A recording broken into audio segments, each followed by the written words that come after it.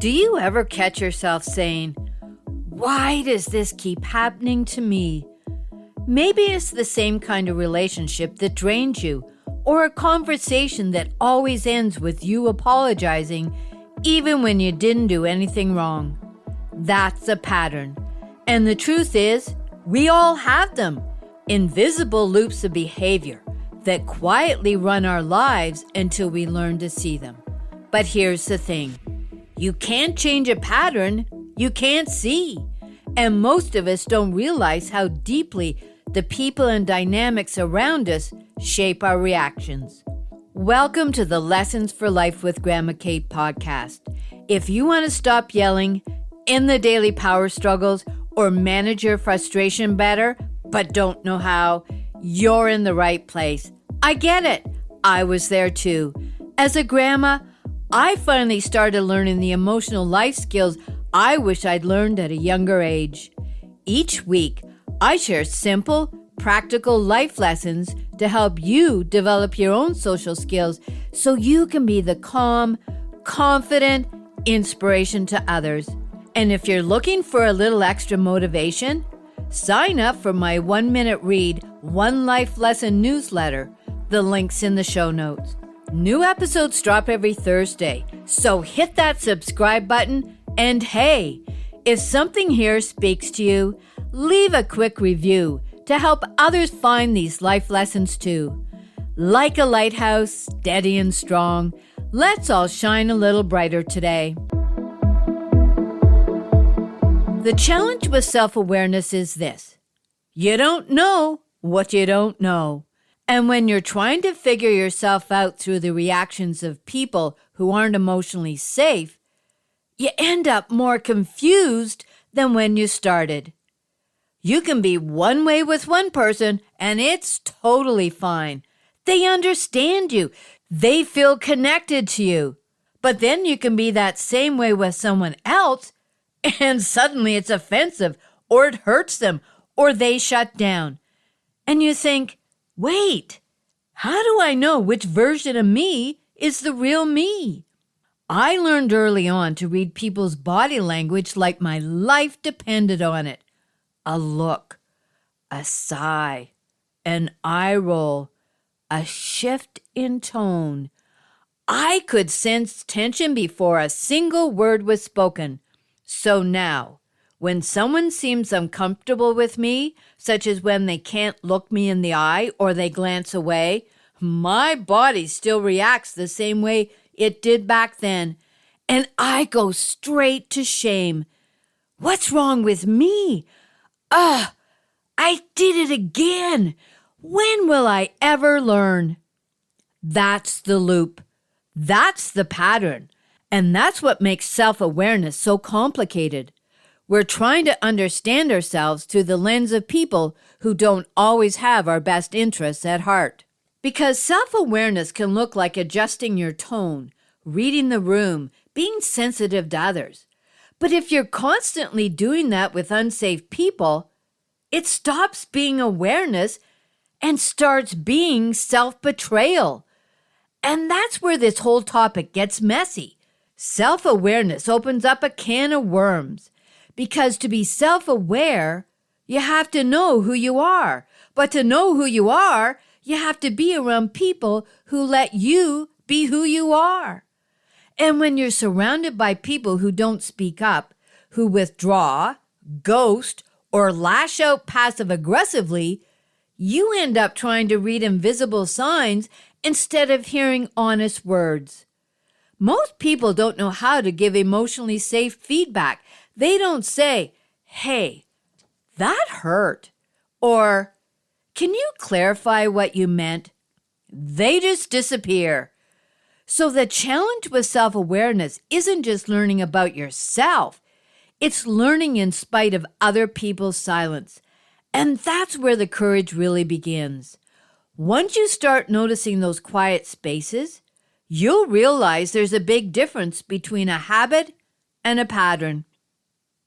A habit is something you do automatically. The what? Like checking your phone or making coffee. It's surface level and often easy to change once you notice the cue. A pattern, though, runs deeper. It's the why beneath the habit, an emotional loop that's been shaping your reactions for years. Habits are neutral and situational. Patterns are emotional and show up everywhere. Habits shift when you adjust your routine, but patterns only change when you understand yourself better. For example, I used to think staying busy was just a habit, but beneath it lay a pattern, a fear that I wasn't needed. Once I understood that, the awareness itself changed the behavior. That's the real power of self-awareness. It moves you from automatic living to intentional living. When you see your pattern, you now have a choice. You know what finally shifted things for me? I found one person who believed in me. One person who didn't make me feel like I was the problem. For years, I sat in therapy rooms, talked to friends, read books, and still couldn't shake the feeling that everything was somehow my fault. And then one day, I started having honest conversations with someone who simply reflected things back to me without judgment, calmly, consistently, without emotion or bias, and it planted a seed of doubt that maybe, just maybe, it wasn't all me. That seed changed everything, because sometimes all it takes is one safe mirror, one person that doesn't project onto you, one voice that helps you see what's actually happening instead of what you've been told is happening. That's when I began to see the truth. I was reacting to broken dynamics, and once I could see that difference, I could stop blaming myself and start rebuilding trust in my own perception. My aha moment came when I realized that self-awareness doesn't begin when people finally understand me. It begins when I start trusting my instincts again. Once I started believing in myself again, I could finally look at the patterns underneath, not with blame, but with curiosity. Because self-awareness means asking, where did this start? And how is it showing up in me now? Understanding yourself isn't about analyzing your childhood under a microscope. It's about noticing how the past quietly shows up in your present. From the moment we're born, we start absorbing cues from the world around us. Those early experiences become the emotional language we still speak, how we express love, protect ourselves, and connect. Self-awareness asks, how are these old lessons playing out in my life today? When you pay attention to your reactions, your relationships, and the patterns that repeat, you begin to see how much of your behavior was learned for survival, not for joy. Maybe silence once kept you safe, but now it keeps you small. Pleasing others earned love back then, but now it drains you. The goal isn't to judge the past. It's to understand the present. When you start recognizing why you react the way you do, you can respond from truth instead of habit. You begin to separate who you are from who you had to be. That's the real work of self-awareness, learning to see yourself clearly, to notice when an old story tries to run the show, and to gently choose a new response that reflects who you've become. When you become more self-aware, life feels less chaotic and more intentional.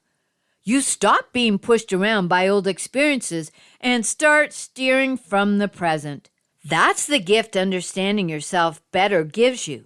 That emotional clarity that turns chaos into calm. Now, here are 9 life lessons to start understanding yourself better. Number 1, observe your reactions. Pay attention to the moments when you feel irritated, defensive, guilty, or even small. Those emotional spikes are breadcrumbs. They point toward the patterns running beneath the surface. And second, build your emotional vocabulary. Most of us get stuck saying, I'm fine, or I'm stressed, because we don't have the words for what we're actually feeling. There's a huge difference between feeling disappointed, resentful, or overwhelmed. And when you can name it specifically, you can understand it better. And third, pay attention to your body. Your body knows before your mind catches up. Notice your posture during specific conversations. Are your shoulders tight?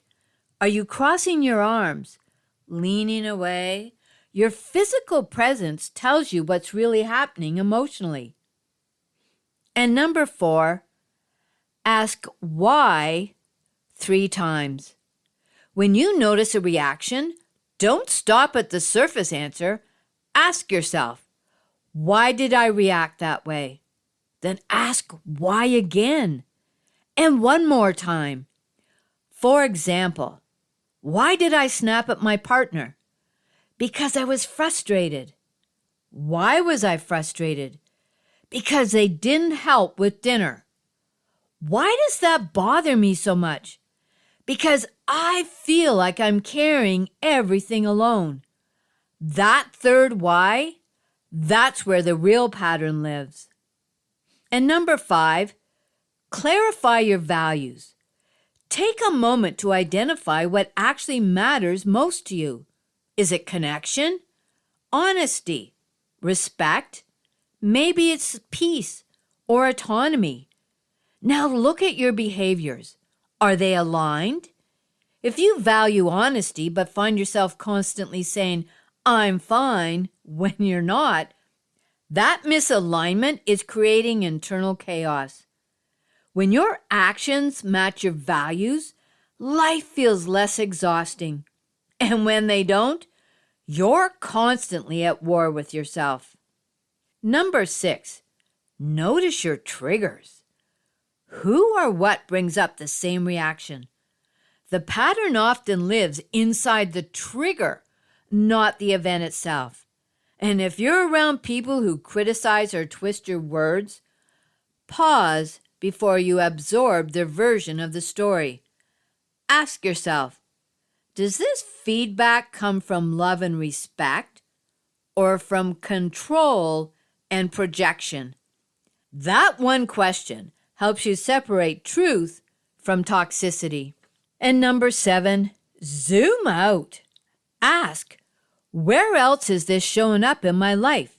Because patterns love to travel from family to work to friendships until we learn from them. If you notice the same kind of energy or conflict showing up with different people, it's not proof that you're the problem.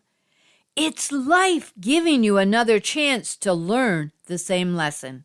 And number 8, replace judgment with curiosity. Instead of asking, what's wrong with me?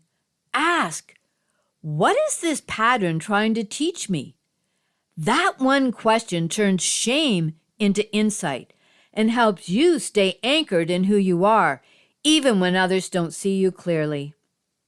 And lastly, number 9, journal it or record it in your voice recorder.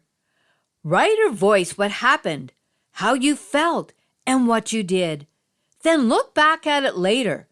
You'll start to see recurring words, feelings, or situations. That's your emotional fingerprint. And that's really the point of all this. The more aware you become of your own emotions and reactions, the better you can model that same awareness for the people around you, especially your kids. When you name your feelings out loud, you're showing them that you recognize your own behavior. Like when you yell at your kid for the 5th time to put the dishes in the dishwasher.